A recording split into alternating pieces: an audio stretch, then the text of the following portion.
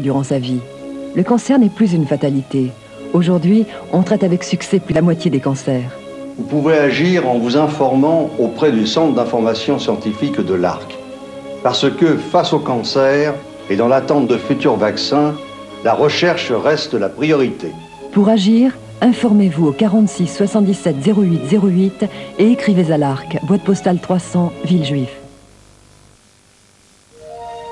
Pour aller en Amérique, choisissez la classe affaires American Airlines et son service non-stop. Vous ne verrez plus le temps passer.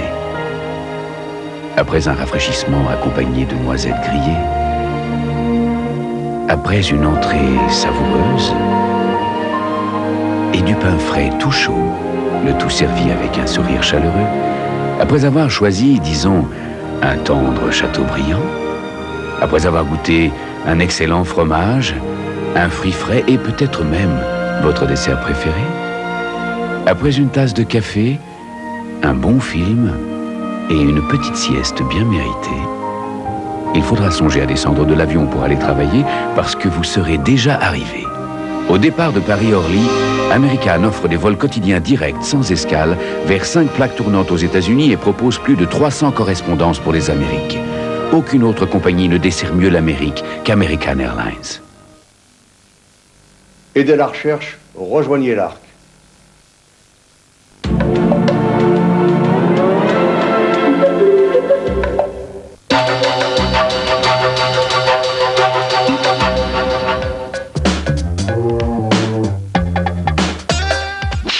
Dague, épée, masse, bâton et lance. C'est tout l'art des seigneurs de guerre en Inde.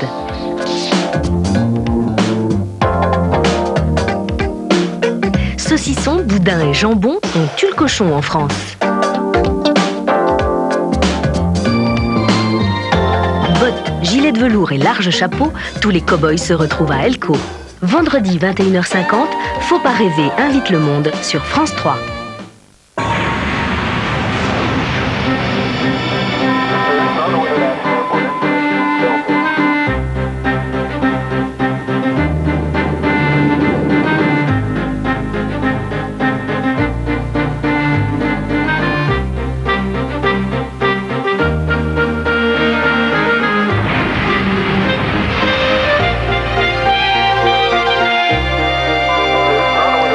Mesdames, Messieurs, bonsoir.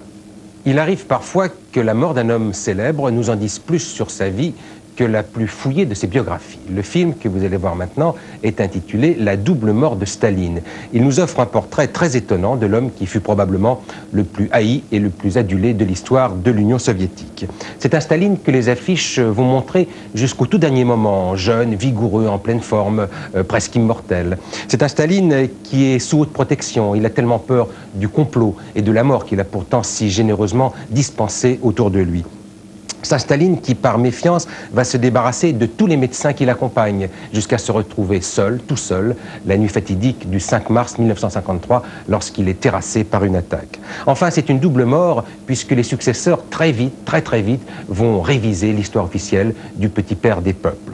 Bref, voici le témoignage des proches et la puissance des images d'archives pour ce portrait d'outre-tombe.